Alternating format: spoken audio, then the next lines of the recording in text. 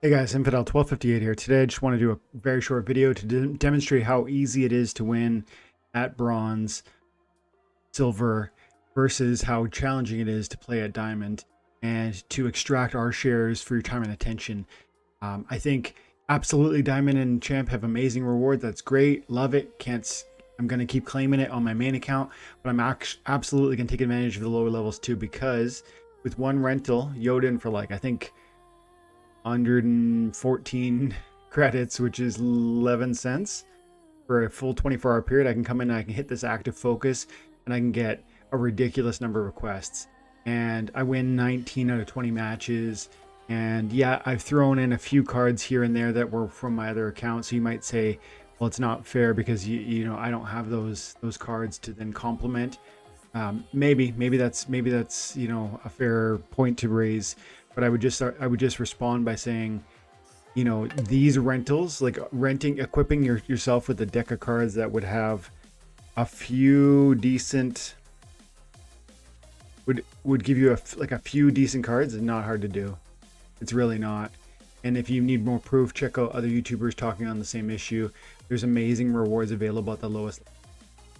And I'm doing too. I'm grinding on my main and I'm grinding my champion diamond level active focus, which is dragon. I've got kitty level 4. This is maybe the most expensive card in the game. My deck of cards, I mean, I can't play it this round because I can. I've got almost every card there is. My deck is amazing, and I have tons of value in this game. This is not the best play.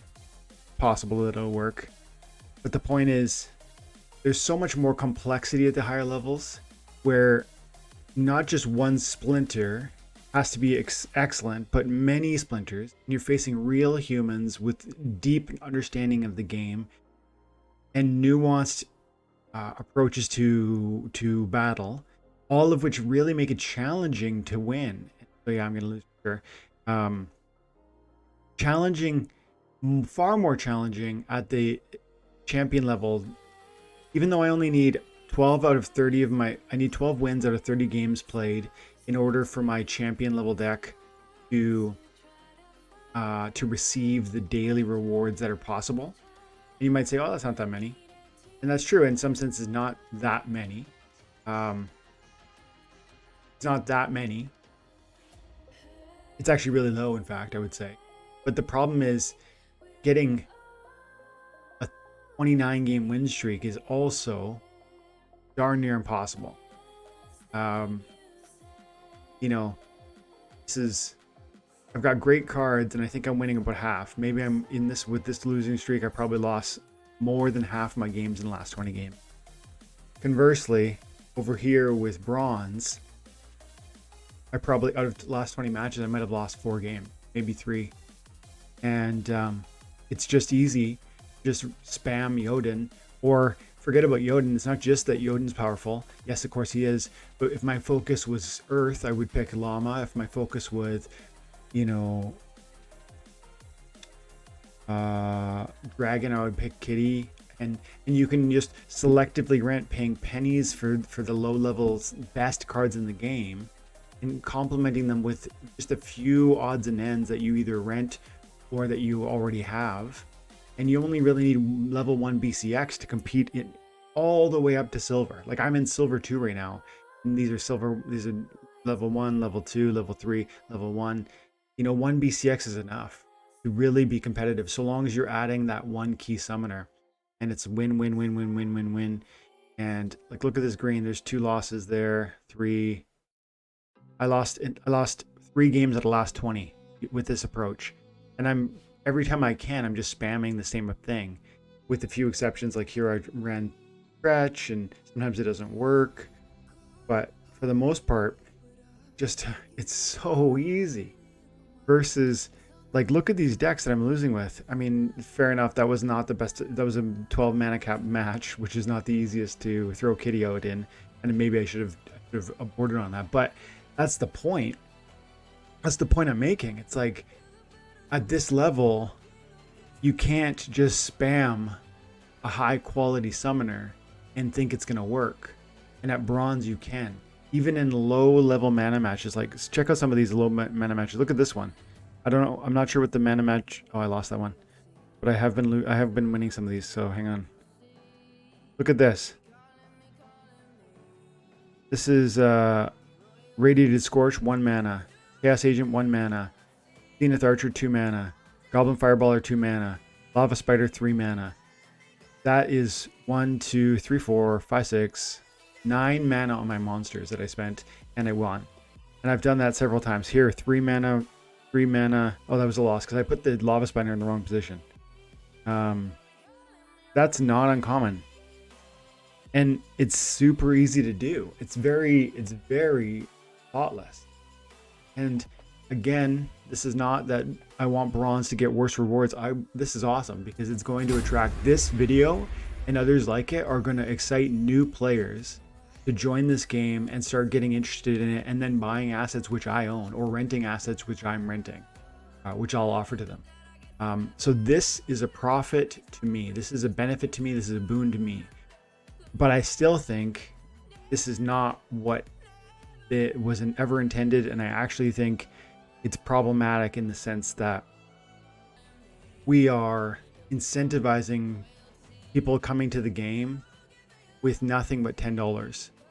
Splinterlands has said repeatedly that they don't want more people buying accounts and putting $10 in their pocket. They actually want them to go deeper into the game, get more invested, and buy cards off of you and me, rent cards off of you and me. And that's the recipe that they're trying to write into the code, because that they understand, and I agree, that sort of approach, hauling people deeper into the game, is going to be that recipe that really allows price appreciation long term on the assets and a sustainable growth and excitement over this amazing game. And I do believe that if this is allowed to continue for a long period of time, and it probably will continue for 3 or 4 seasons, I bet. They need to measure it, they need to monitor it. But if it's allowed to continue for a long period of time, what will end up happening is that there will be even bigger bot armies once they figure out how to quickly and easily rent for the daily focus. You'll see bot armies explode because the number of chests that are available for these guys, if you just focused on fire for 24 hours and just burnt your active focus, your ECR to the ground, and then we already know that Yaba said they're going to do ECR potions, and so did Aggie. Aggie agreed. What would that mean in the context of bots running this and getting 60, 70, 90 loot chests in a day, 70 loot chests in 2 hours? I played my secondary account and for roughly 2 hours yesterday, and I got about 60 loot chests. So it's awesome. Take advantage of it, guys. But understand also that if this continues, I think we're I don't know that that's leading us into the right place. That's what I'm getting at. That's my concern. Hopefully I'm wrong. Maybe I'm just I've seen some of the comments already that I'm just overreacting and that I'm complaining because I'm not getting enough rewards. Yeah, that's not it, guys. That's not it at all. But I understand the criticism coming to me because the people that are criticizing me probably want these rewards to stay the same. They want to be able to claim 50 or 60 loot chests a day, and they understand that if my words are heeded, that alterations would come and that would impact them negatively.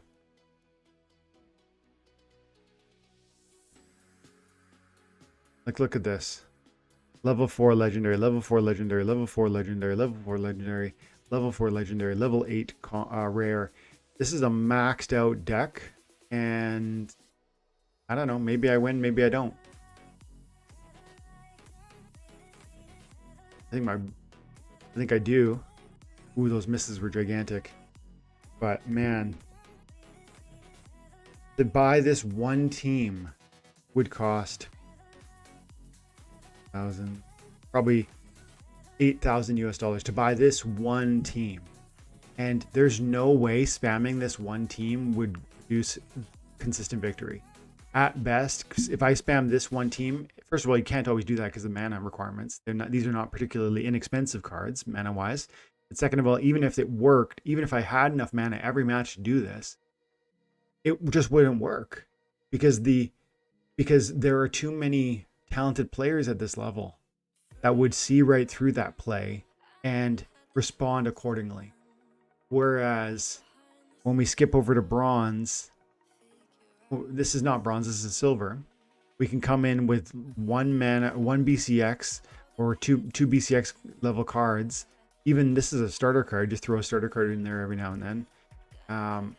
Rent for next to nothing, and pretty well. I'm not even looking at my enemy's team. I'm certain I'm gonna win. Certain. I have Jotun with blast damage and all these archery monsters. My archers are dropping bombs, and that's that right there. It's over already. That miss is incidental. It matters not. This is a layup, and you can do it all day long.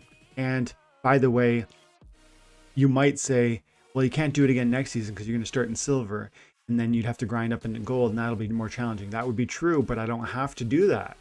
I could create 1258 Scholar 7 and 8 and 9, and I could rotate between them across seasons, so I can do 6 and 7 this season when I have extra time. And probably every 2 days I would have to pour myself into it, play two hours per account, get 90 chests, I'm going to say 90 chests every 2 days, call it 100 every 2 days. I think you can probably get 400 chests, 400 bronze level chests across your dailies and your season rewards per account, and do that every other season. To do it this season, next season you have to let the account rest because you're going to be in silver and you don't want to compete for the silver chest. That would be more hard, more difficult, fewer numbers. Maybe it would work financially to just compete in silver. I don't know yet. But it's easy enough for me to spend $10 more and make another account and then just rotate between them. So I'm always getting bronze level rewards, free 400 chests per season, per account, using the same cards, because I literally just send them from one account to another. And so then I've already seen comments like, maybe we should stop delegations. Delegations is one of the things that makes our game special. It enables the rental market. Look at this, 51 season chests, 20 loot chests. That's all within one 24-hour period. In fact, it's within 19 hours of play. 71 loot chests. I mean, 19 hours of having this account, but I didn't play for 19 hours. I probably played for 3 at this point. So people say, well, maybe we shouldn't allow delegations between accounts because that's just allowing people with lots of cards to gimmick the system. That's not going to stop anything, because these aren't delegations. I've given them to myself. I gave these cards from my main account. I own these. These are my cards. I own them, and I've sent them to this account, and they own them here. And I could then gift them to 1258.7 and 1258.9 and 1258.10 as often as I wanted to, and as much as my time would allow. So delegations is not the issue. Control of the assets is the issue. But it's not either. That would be trying to fix a symptom. The issue is that the number of chests being issued at bronze is not commensurate for the cost invested to play at that level. I'm going to say that one more time. The issue is that the rewards at bronze are not commensurate for the cost required to play at that level, meaning it's really cheap to win at bronze and even into silver. Really, really cheap. For $10 an account and probably 50 cents worth of rentals that come free in those credits they give you, you're going to be able to achieve a silver level successful team for the full season and unlock hundreds of chests. And by the way, in that process, you'll earn DEC, which could then go into funding more of the rentals at a future date.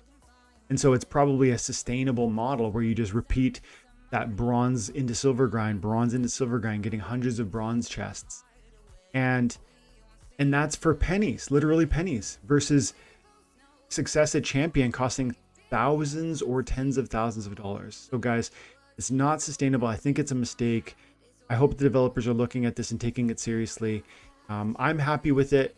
For all those people who keep saying I'm bitter or I'm upset, I love it. I'm going to keep using this to my advantage, and you should too. Guys, thanks for your time and attention. Have an amazing day. God bless.